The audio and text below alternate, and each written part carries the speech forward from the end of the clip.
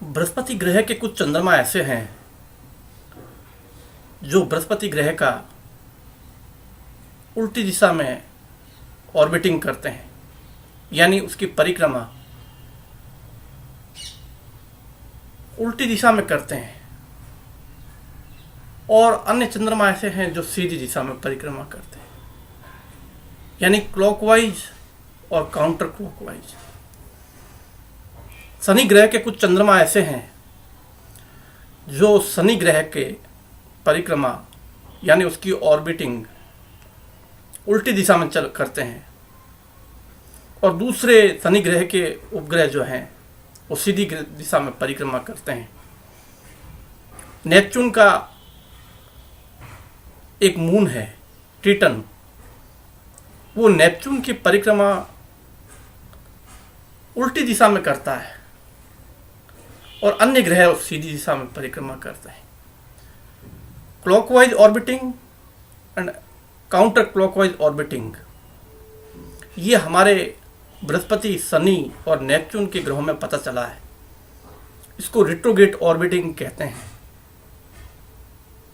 हमारे सौर मंडल के बाहर दूसरे सौर मंडल में कुछ ऐसे प्लैनेट मिले हैं जिनको एक्सो प्लैनेट कहते हैं, जो अपने सूर्य की परिक्रमा उल्टी दिशा में करते हैं।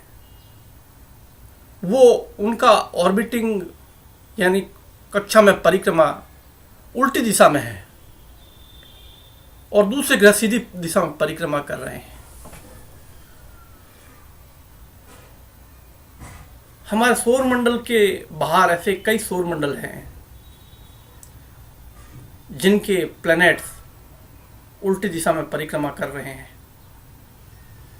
ऐसी संभावना भी व्यक्त की जा रही है कि हमारे गैलेक्सी के कई तारे गैलेक्सी की परिक्रमा उल्टी दिशा में करते हैं और अन्य तारे सीधी दिशा में परिक्रमा करते हैं। एक क्लॉकवाइज, दूसरा काउंटर क्लॉकवाइज, उल्टी दिशा में परिक्रमा। परस्पर विरोधी दिशा में, विपरीत दिशा में परिक्रमा करने का क्या मतलब है? हम ये भी कहना चाहते हैं कि यह एक ब्रह्मांड व्यापी प्रक्रिया है, ब्रह्मांड व्यापी गुण है। क्यों इस प्रकार से रिट्रोग्रेड ऑर्बिटिंग होती है? क्यों ग्रह, तारे, चंद्रमा एक ही अपने होस्ट प्लैनेट के परस्पर विपरीत दिशा में परिक्रमा कर रहे हैं? ऐसा क्यों होता है? हमारे इस गैलेक्सी के बाहर भी, मिल्की वे गैलेक्सी के बाहर भी ऐसे कई गैलेक्सी क्लस्टर हैं, तो उनमें भी ये संभावना व्यक्त की जाती है उनके बारे में भी कि उनके कुछ तारे सीधा परिक्रमा कर रहे हैं, क्लॉकवाइज ऑर्बिटिंग, और कुछ काउंटर क्लॉकवाइज ऑर्बिटिंग। हमारा ये दोलनीय ब्रह्मांड का सिद्धांत, जो एक्सपेंडिंग और कॉन्ट्रैक्टिंग यूनिवर्स की एक नई बात करता है, बिग बैंग की नई बात करता है, ये स्पष्ट रूप से समझाता है। इसमें कोई कॉम्प्लेक्सिटी नहीं है, बड़ा सरल और स्वाभाविक है कि किस प्रकार से ब्रह्मांड दो भिन्न अंडाकार आकृतियों के बीच में इस प्रकार से दोलन करता है। तो कई तारे, कुछ गैलेक्सियां क्लॉकवाइज घूमती है, कई उल्टी दिशा में काउंटर क्लॉकवाइज घूमती है। जब इस प्रकार से ब्रह्मांड कसेगा और खुलेगा, या कोई तारा ऐसे कसेगा या खुलेगा, या हमारी गैलेक्सियां, मिल्की वे गैलेक्सी या अन्य गैलेक्सियां, एंड्रोमेडा गैलेक्सी या और भी गैलेक्सियां हैं, स्पाइरल गैलेक्सियां हैं, इलिप्सॉइड गैलेक्सियां हैं और इरेगुलर गैलेक्सियां भी हैं। अन्य प्रकार की 5 प्रकार की कुल मिला के गैलेक्सियां होती है। तो ये गैलेक्सियों में ऐसी संभावना व्यक्त की जाती है कि एक सीधी दिशा में परिक्रमा नहीं होती। ये एक स्प्रिंग के को कसने की भांति कसावट है, जिसका प्रभाव उसकी परिक्रमा करने वाले आकाशीय पिंडों पर पड़ता है। लेकिन समय की बात है, किसी में समय कितना लगता है, किसी में बड़ा तीव्र गति से ये परिवर्तन होता है, किसी में धीमी गति से होता है। वैज्ञानिकों ने, एस्ट्रोनॉमर ने ऐसे एक्सोप्लैनेट की खोज की है, एक्स्ट्रा सोलर प्लैनेट, जो अपने खुद के तारे की परिक्रमा उल्टी दिशा में लगाते हैं। क्लॉकवाइज ऑर्बिटिंग और काउंटर क्लॉकवाइज ऑर्बिटिंग। एक ही तारे में, एक ही सौरमंडल में, एक ही तारामंडल में ये विरोधी दिशाओं में ग्रह क्यों घूमते हैं? क्या ऐसा कोई सर्वव्यापी सिद्धांत है जो पूरी यूनिवर्स की सिस्टम को एक मात्र एक ही फॉर्मूले से समझाए, एक ही बात से समझाए, एक ही सिद्धांत से सारी बात स्पष्ट हो? रेट्रोग्रेड ऑर्बिटिंग की व्याख्या अपने अपने तरीके से वैज्ञानिकों ने करने का प्रयास किया है। ये रेट्रोग्रेड ऑर्बिटिंग हमारे सौरमंडल में बृहस्पति के चंद्रमा है, शनि के चंद्रमा है और नेपच्यून का टिटन चंद्रमा है।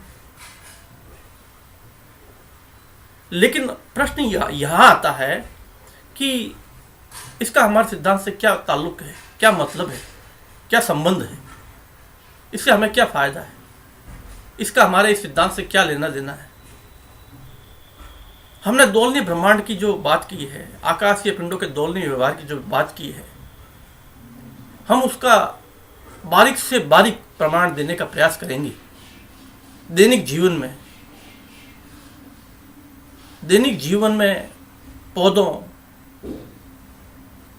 जीवों, जंतुओं, कीट पतंगों में, इस सब में इसका प्रभाव कैसे दिखाई देता है। परमाणु में कैसा होता है, इलेक्ट्रॉन प्रोटॉन में कैसा होता है, न्यूक्लियर नॉन न्यूक्लियर पार्टिकल्स में कैसा होता है। लेकिन अभी यहां बात चल रही है उल्टी दिशा में परिक्रमा करने वाले कुछ चंद्रमाओं की, कुछ ग्रहों की, कुछ तारों की। क्योंकि पूरा सिस्टम, कोई भी आकाशीय पिंड हो, चाहे पृथ्वी हो, चाहे बृहस्पति हो, चाहे शनि हो, यूरेनस नेपच्यून हो, चाहे हमारा सूर्य हो, उसमें ये कसावट जो डार्क मैटर और डार्क एनर्जी कनफोकल ऑब्लेट स्फीरॉइड के द्वारा कसी जाती है और खुलती है। तो ये रेट्रोग्रेड ऑर्बिटिंग के पीछे तर्क हम ये देते हैं कि बृहस्पति के कुछ चंद्रमा या शनि के कुछ चंद्रमा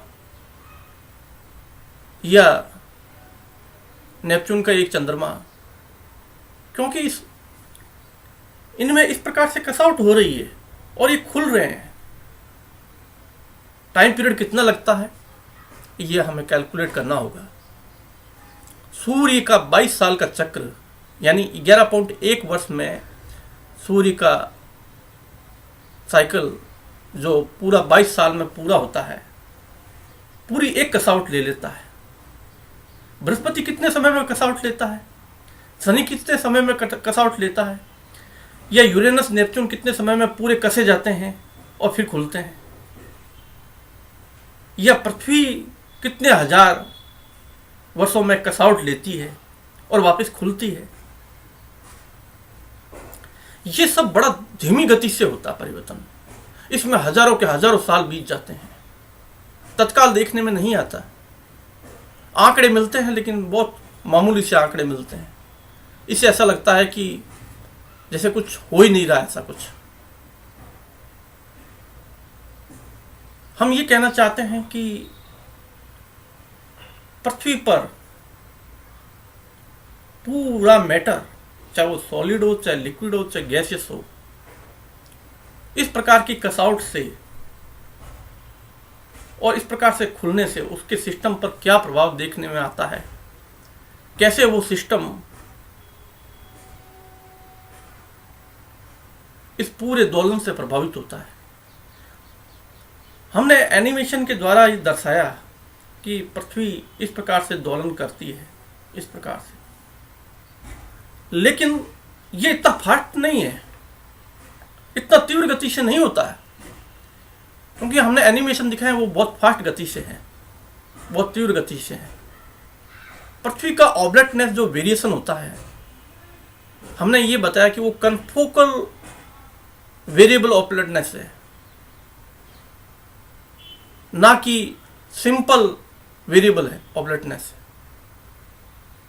पृथ्वी की आकृति बदलती है, पृथ्वी ऐसे कसी जाती है, इसका प्रभाव हवाओं पर बड़ा तीव्र गति से देखने में आता है, लेकिन उसके ओशियन करंट पर थोड़ा धीमा होता है, सॉलिड पर और भी धीमा होता है। और पूरा जो lithosphere, asthenosphere, inner core, mantle core, ये पूरा कसा जाता है, इतना फास्ट नहीं होता है। इसका प्रभाव कॉन्टिनेंट्स के मूवमेंट पर पड़ता है और कॉन्टिनेंट इस प्रकार से गति करते हैं जो ईस्ट से वेस्ट और वेस्ट से ईस्ट, पूर्व से पश्चिम और पश्चिम से पूर्व, उत्तर से दक्षिण की तरफ नहीं होता, ना दक्षिण से उत्तर की तरफ होता है। हमें पृथ्वी के सिस्टम को समझने के लिए बृहस्पति, शनि, यूरेनस, नेपच्यून से इसकी तुलना करनी होगी। इसके डायनेमिक को समझने के लिए बृहस्पति में गैसेज किस प्रकार से मूवमेंट हो रही है, उसका इनर मैटर, क्योंकि बृहस्पति पूरा गैसियस नहीं है, अंदर से पूरा गैसियस नहीं है, और दूसरे शनि, यूरेनस, नेपच्यून भी इतने गैसियस नहीं है। पूरा का पूरा गैस जीएंट प्लैनेट गैसियस नहीं है। और गैसियस ये जो ग्रह हैं, इनमें मूवमेंट होती है। पृथ्वी इन अवस्थाओं से होकर गुजरी हुई है। पृथ्वी इन अवस्थाओं से निकल करके बृहस्पति से शनि, शनि से यूरेनस, यूरेनस से नेपच्यून, और नेपच्यून से फिर एक ऐसी अवस्था जो खगोल शास्त्रियों ने खोज की है, सुपर अर्थ, सुपर अर्थ में कन्वर्ट होती है, और सुपर अर्थ से फिर अर्थ बन जाती है। ये अर्थ की जो डायनेमिक है, हमें गैस देखते ग्रहों से तुलना करने पर समझ में आती है कि कॉन्टिनेंट्स उन प्रारंभिक क्षणों में उभर करके कैसे आए, बार बार कसौट से, बार बार इस प्रकार से निचोड़ने के कारण अंदर का मैटर बाहर निकलता रहा वोल्केनो इरप्शन के द्वारा, क्योंकि उस समय पृथ्वी पर सॉलिड क्रस्ट नहीं थी, ऊपर की पपड़ी जो है वो सॉलिड नहीं थी। जैसे नेपच्यून में, यूरेनस में देखते हैं, ये सॉलिडिफिकेशन धीरे धीरे हो रहा है, धीरे धीरे ऊपर की पपड़ी उभर करके आ रही है, लिथोस्फीयर बन रहा है, एस्थेनोस्फीयर बन रहा है। ये बड़ा स्लो मोशन में चलता है।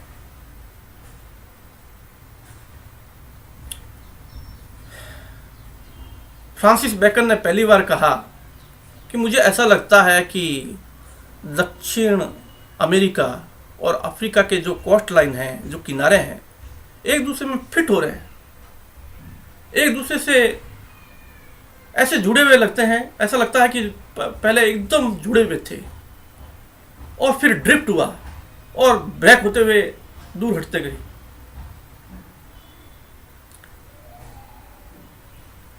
अल्फ्रेड वेगनर ने ये और कॉन्टिनेंटल ड्रिफ्ट के आधार पर अपने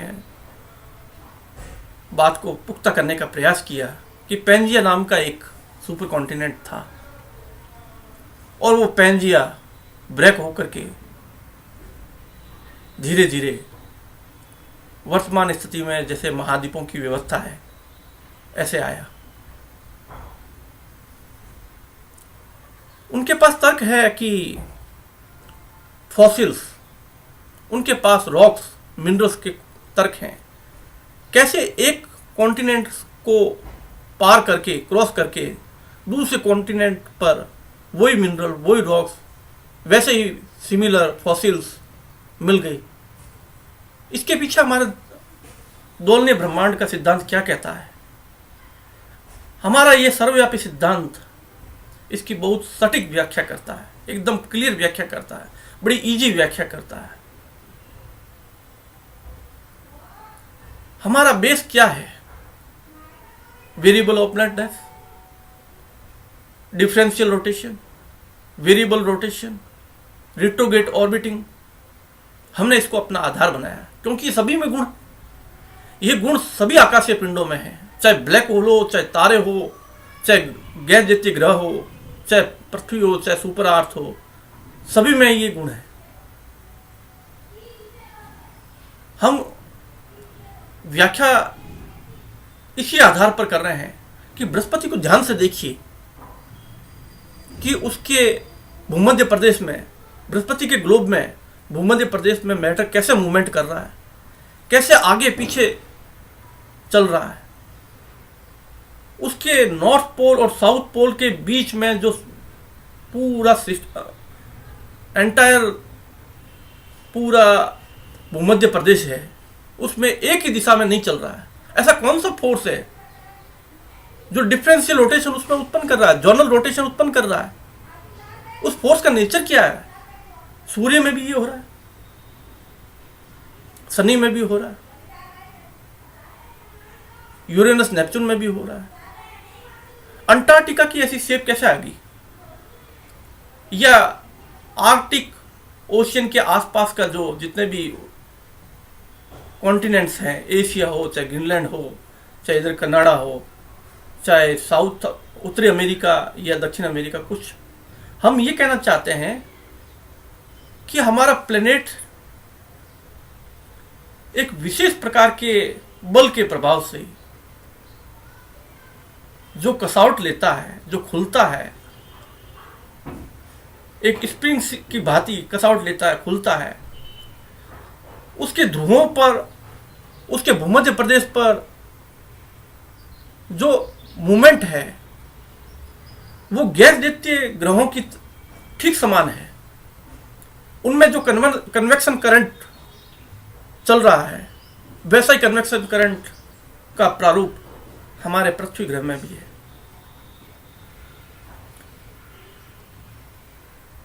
पृथ्वी पिछले कई हजार वर्षों से कई प्रभाव से गुजरी है। सूर्य के मैग्नेटिक फील्ड के प्रभाव भी उस पर पड़े हैं, सोलर स्टॉर्म के प्रभाव भी पड़े हैं, सोलर साइकिल के प्रभाव उस पर पड़ते हैं। पृथ्वी पर अनेक प्रकार के नेचुरल और अननेचुरल घटनाक्रम ने पृथ्वी को विकृत किया और इसके कारण रॉक्स, मिनरल्स सारे डिस्टर्ब हुए। उसके कारण फॉसिल्स भी डिस्टर्ब हुए। ऐसा लगने लगा कि कहीं ये कॉन्टिनेंट्स एक समय जुड़े हुए थे, लेकिन वास्तव में ऐसा नहीं है। ये एक बहुत बड़ा भारी भ्रम है, एक विशाल इल्यूजन है, एक ऐसा इल्यूजन जो पृथ्वी पर आंकड़ों से और पृथ्वी के सिस्टम पर ही केवल मात्र डाटा और एविडेंसेस इकट्ठे करने से उत्पन्न हुआ। जियोलॉजिस्ट पृथ्वी के सतह पर डाटा और एविडेंसेस इकट्ठे करके उसके आधार पर बताते हैं कि एक सुपर कॉन्टिनेंट था, लेकिन हमारे पास में एक ब्रह्मांड व्यापी आधार है, एक यूनिवर्सल डायनेमिक है। हमारा तर्क विराट है, लेकिन जियोलॉजिस्ट जिस तर्क को लेकर के चल रहे हैं, जिस आधार को लेकर के चल रहे हैं कि पृथ्वी पर data, fossils, minerals, rocks, magnetism, magnetic field reversal, इससे हमें बाहर निकलना होगा, दूसरे ग्रहों की ओर देखना होगा, उनमें क्या हो रहा है, उनका कंपैरिजन करना होगा। जब हम ये कहते हैं कि हमारा आधार है वेरिएबल ओब्लेटनेस, हमारा आधार है रेट्रोगेट ऑर्बिटिंग, हमारा आधार है डिफरेंशियल रोटेशन, हमारा आधार है वेरिएबल रोटेशन। तो हम एक कॉमन थ्योरी की बात करते हैं। वो कॉमन थ्योरी चाहे सूर्य हो, चाहे ग्रह हो, चाहे चंद्रमा हो, चाहे सौरमंडल से बाहर जाए दूसरे तारों में, चाहे गैलेक्सी की आकृति की तरफ ध्यान दें, गैलेक्सी के स्पाइरल नेचर, इलिप्सॉइड नेचर या इरेगुलर नेचर की तरफ देखें, अनेक नेबुलाओं को देखें, तो पृथ्वी पर प्लेट टेक्टोनिक्स का प्रारंभ ऐसे अचानक नहीं होता है कि 4.54 बिलियन वर्ष पहले पृथ्वी का अस्तित्व आया और उसके साथ ही धीरे धीरे जैसे जैसे सॉलिड क्रस्ट बनने लगी, जिस प्रकार से ऊपर लिथोस्फीयर एस्ट्रोस्फीयर बनते गए, प्लेट टेक्टोनिक्स उत्पन्न हुआ। हमारे पास में एक सॉलिड कहानी नहीं है, एक अच्छा दृढ़ आधार नहीं है, क्योंकि प्लेट टेक्टोनिक्स हमारी थ्योरी के अनुसार भी होता है, कॉन्टिनेंटल ड्रिफ्ट भी होता है, कॉन्टिनेंट मूव करते हैं, लेकिन इतना फास्ट नहीं करते कि एक कॉन्टिनेंट अंटार्कटिका से चलता चलता पूरा इतना लंबा डिस्टेंस प्राप्त तक बढ़ता हुआ आकर के टकराता है। अफ्रीका अलग हुआ, अमेरिका अलग हुआ, इतनी दूरी तय नहीं होती है। हाँ, कॉन्टिनेंट में मूवमेंट होता है, लेकिन बहुत मिनिमम, इतना विशाल स्तर पर मूवमेंट नहीं होता। हम ये कहना चाहते हैं कि हम सुपर कॉन्टिनेंट के बारे में एक एंटी सुपर कॉन्टिनेंट थ्योरी को डेवलप कर रहे हैं। पृथ्वी जब इस प्रकार से कसी जाएगी तो उसके सेंटर से लेकर के पूरा ओशन करंट और आगे हवाएं, एटमॉस्फेयर लेयर्स पूरा कस आउट होगी। इसका प्रभाव जब पृथ्वी, बृहस्पति, शनि, यूरेनस, नेपच्यून, सुपर आर्थ से आर्थ में कन्वर्ट होती है तो ये सामने आता है, ये प्रभाव इस रूप में सामने आता है। कैसे एक मिनरल्स की विशाल मात्रा एक स्थान पर मिल गई और वो दूसरे कॉन्टिनेंट पर मिल रही है, कैसे एक रॉक्स का और वो दूसरी जगह भी मिल रही है, ये कॉन्टिनेंट को क्रॉस करके कैसे पहुंच गए, ये फॉसिल्स किस प्रकार से एक कॉन्टिनेंट से दूसरे कॉन्टिनेंट पहुंच गए। इसका कारण है करोड़ों वर्षों तक, लाखों करोड़ों वर्षों तक लगातार इस प्रकार से आगे पीछे मूवमेंट होता रहा। बृहस्पति, शनि, यूरेनस, नेपच्यून के मैटर की मूवमेंट को ध्यान से देखिए, बारीकी से देखिए, आपको समझ में आएगा कि ये कैसे संभव होता है कि मिनरल्स एक स्थान से दूसरे स्थान पर पहुंच गए, एक कॉन्टिनेंट को पार करके दूसरे कॉन्टिनेंट पर फॉसिल्स पहुंच गए, क्योंकि पहले से जो बीज था वो दूसरे कॉन्टिनेंट पर पहुंच गया। इस कारण से जब वो कॉन्टिनेंट सॉलिडिफिकेशन होकर के उभर करके आया तो वो मिनरल्स, वो रॉक्स, उस अर्ली मूवमेंट, वो प्री मोडाइल डायनेमिक, उसका बहुत बड़ा रोल था। उसी ने आगे कॉन्टिनेंट को शेप दी। इस प्रकार की शेपिंग, इसके पीछे राज ये है कि हमें कॉन्टिनेंट को अगर उभरते हुए देखना है तो हमें आकाश के उन गैस दैत्यों को, उन सुपर आर्थ को, उन पर ध्यान देना होगा कि उनमें सब ये क्या हो रहा है।